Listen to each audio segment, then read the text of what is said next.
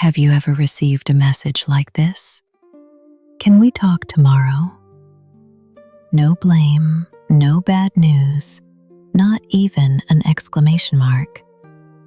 But your body reads it before your mind does.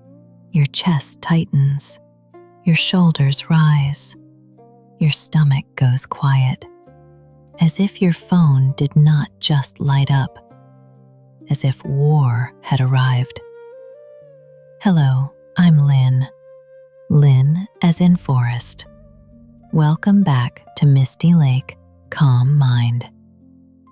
Cloud is here tonight too. She is lying beside my desk, looking very peaceful. But I know that if I start sounding too much like a lecture, she will place her tail on my notes and remind me, "Human, please speak plainly." So tonight, we are not having a lecture. We are telling a story. A story about one night, an ordinary night, and also, somehow, a very difficult one. One night, I received a short message, just one sentence. Can we talk tomorrow? No blame, no obvious bad news, not even an urgent exclamation mark. But my body read it before my mind did. My chest tightened, my shoulders lifted, as if someone had pulled them from behind. My stomach went quiet, like a tiny office suddenly closing for the day. I stared at the message for a long time. My rational mind said, maybe this is just a normal arrangement. But my body said, no, we should prepare for war immediately. Cloud looked at me. Then she looked at the message. She did not meow. She simply pressed her tail gently onto my papers, as if to say, do not explain yet. You have already started a battle. But where was the war? The lake was quiet. The tea was still warm. The bamboo shadows outside the window were calm. What was ringing was not the world. It was a small bell inside my body. I used to think calm was a personality. Some people were born steady. Some people were born anxious. Later, I learned it is not quite that simple. Often, calm is not a superior personality. Calm is the body finally understanding the war is not here. And anxiety is not always weakness. It is not always being unreasonable. Often, anxiety is the body trying very hard to protect you. Only too early, too urgently, too loudly. In neuroscience, one region often discussed in threat and fear responses is the amygdala. Of course, the real brain is much more complicated than any metaphor. The amygdala is not the whole alarm system. The prefrontal cortex is not the whole lantern of reason. But as a story, it may help to imagine this. Inside us, there is a small bell, and there is also a small lantern. That night, I did not want to think of the amygdala as a cold technical term. I imagined it as an ancient little night watchman. He stands on a city wall holding a bell. His job is simple. If there might be danger, ring the bell immediately. He is not in charge of poetry. He is not in charge of philosophy. He does not politely wait for you to finish your tea. He has one job: speed. A hallway creaks. A voice turns cold. A phone screen lights up. A school email arrives. A manager says, "Can we talk?" A medical report shows a number you do not recognize. An old memory walks out of the fog. The little watchman cannot always tell. Is this present danger? Past danger? Imagined danger? Or just a modern life problem that is annoying but not actually deadly. He only knows this: if he rings too late, it may be dangerous. If he rings too early, at least he can say he tried. So the bell rings. Sometimes it rings as if an entire mountain were on fire. This is where anxiety is often misunderstood.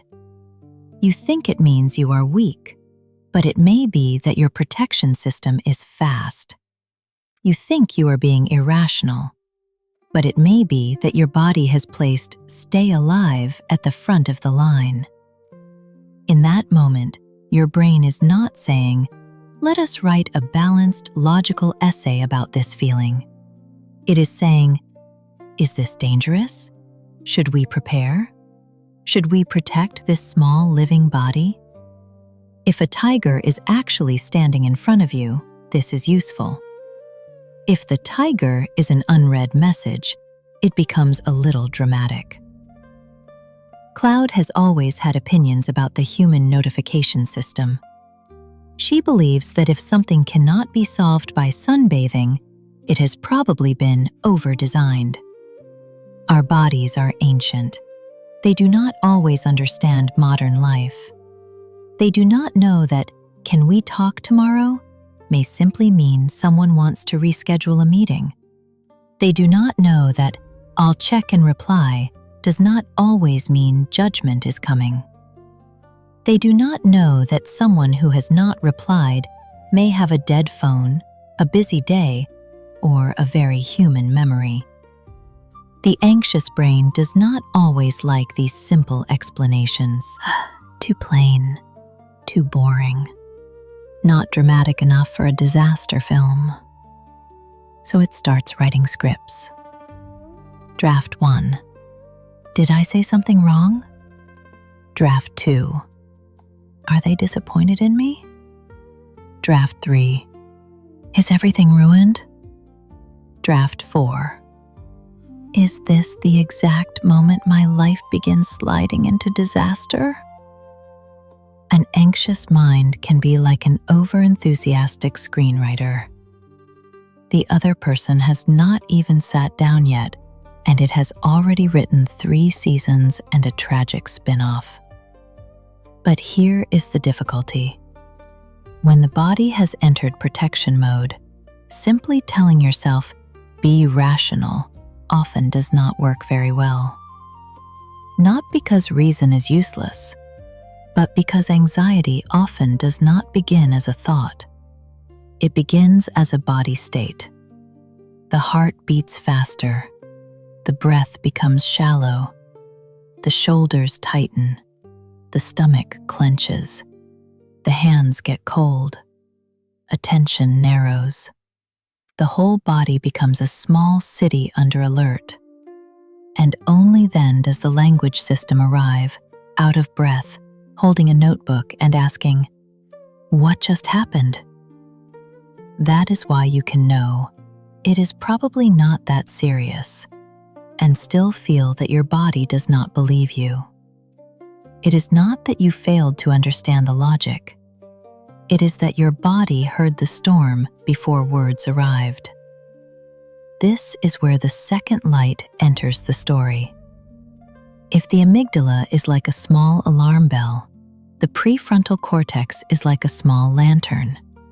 It helps us pause, compare, choose, reconsider. It helps us ask, is this truly danger? Or is this an uncomfortable feeling? Is this happening now? Or is my body remembering an older storm? The lantern does not rush in and smash the bell. It does not shout, "Stop ringing." It simply offers enough light to see a message is a message. A tone is a clue. A mistake is not your whole biography. A racing heart is not a prophecy. But when the bell is very loud, the lantern becomes hard to see. Not because it is broken, not because it has disappeared, not because you failed some imaginary test for being a rational human, The room is simply full of smoke. That is why just be logical can feel so unhelpful. It is like asking a small lantern to light up a room already filled with smoke. Cloud's advice is simpler. Open a window, drink tea, then decide whether you need to lecture yourself. In other words, do not begin by attacking yourself. Do not begin by forcing clarity. Do not grab anxiety by the collar and demand, "Why are you here?" Begin by asking, "Has my body entered protection mode? What is it trying to protect? What tiny signal of safety does it need?" This is one of the most important turns in the story. Many people think that when they are anxious, the first thing they must do is understand. But often, the first step is not understanding. The first step is helping the body know, this moment is survivable. Put your feet on the floor. Feel the chair holding you. Let the exhale be a little longer than the inhale. Drink warm water. Name 5 things in the room. Do not rush to fix your entire life. Tend to this minute first. You are not avoiding the problem. You are bringing your body back from the battlefield. Only when the body comes back a little can the small lantern find its way back too. Otherwise, you are trying to analyze the storm while standing in the rain, and you only get wetter. I have seen many people try very hard to beat themselves into calm with logic. It's nothing. Don't be scared. Don't be dramatic. Everyone else can handle this. Why can't you? These sentences may sound rational, but sometimes they are just another whip.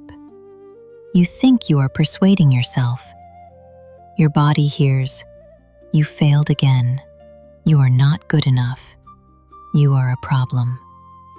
So the bell rings louder, and the lantern feels farther away. This is why real comfort does not always begin with, "Don't be afraid." Sometimes it begins with, "I know you are afraid. I know you are trying to protect me. And right now, we can look more slowly." This is not indulging anxiety. This is building trust. A frightened system does not become quiet because it was scolded. It becomes quieter because it repeatedly receives small proofs of safety. Those proofs can be very small. 1 breath, 1 cup of tea, 1 lamp, 1 person not rushing you, 1 evening when you do not attack yourself. Cloud is now sitting on my notes with perfect dignity, as if demonstrating that sometimes stopping is part of wisdom. Let us return to the message. Can we talk tomorrow? In protection mode, I may read it as, "Judgment is coming." But when the lantern returns a little, I can see other possibilities. Maybe they only want to confirm something. Maybe it is a normal arrangement. Maybe there is context I do not know yet.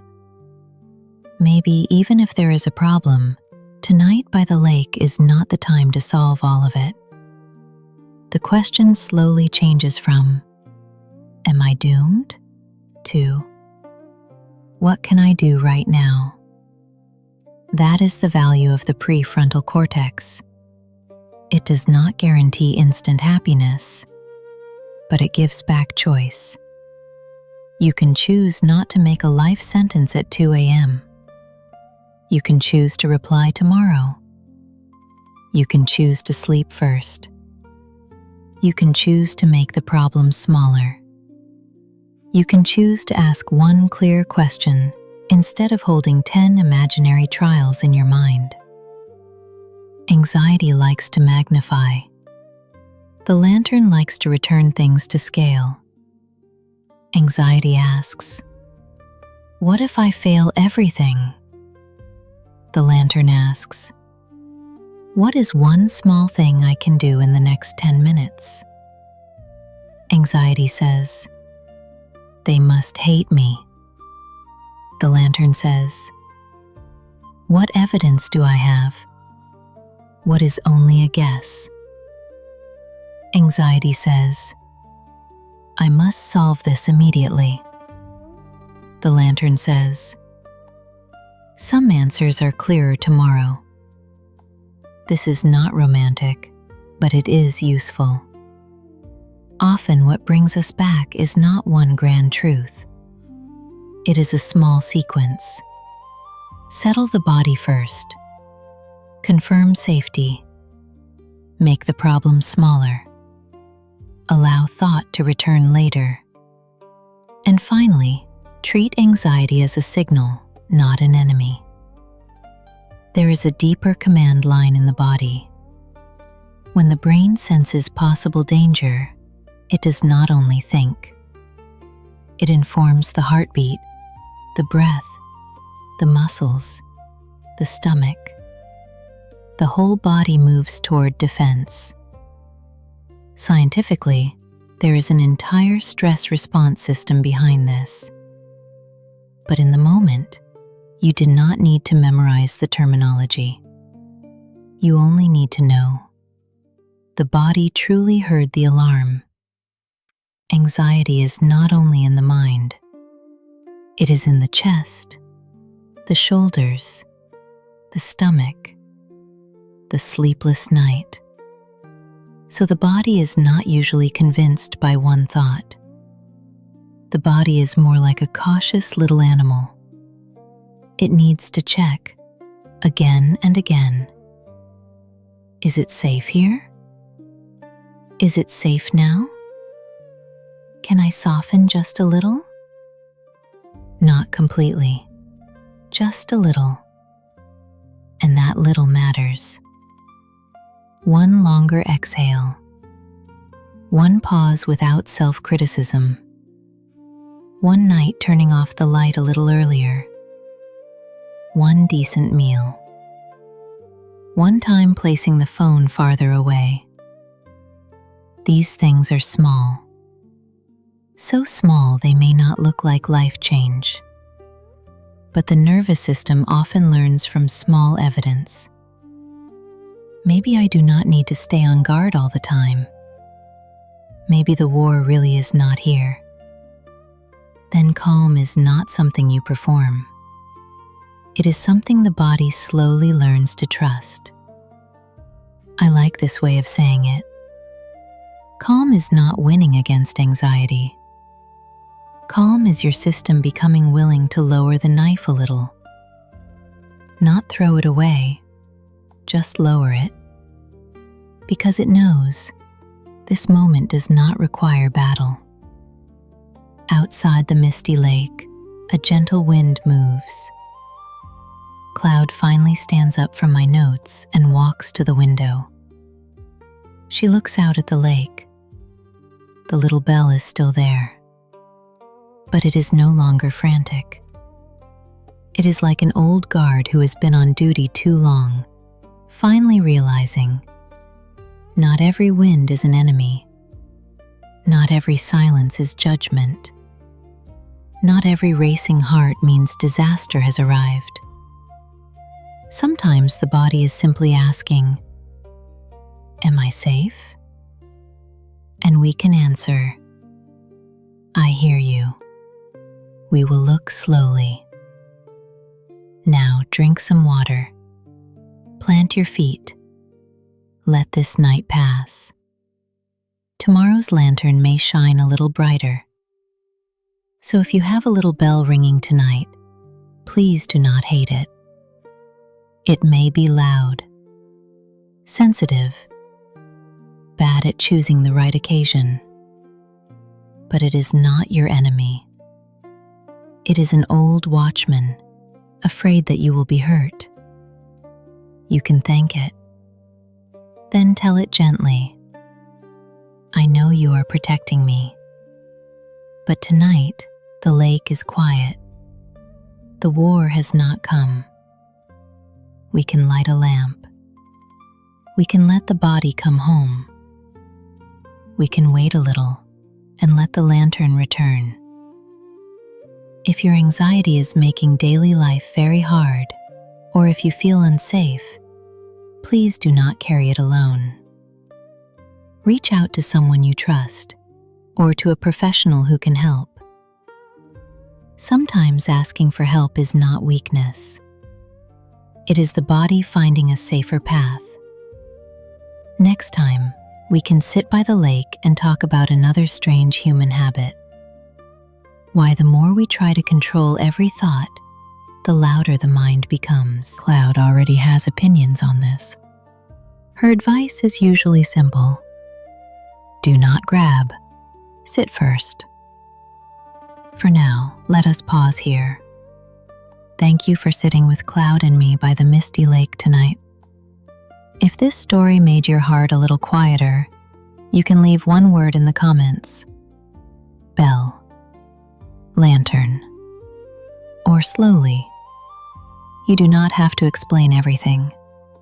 Sometimes one word is enough. Take this small quiet back to your lamp, your tea, and your dreams. Come for the tea. Stay for the cats. Leave a little softer than before. I'm Lin. Lin as in forest. This is Misty Lake, Calm Mind.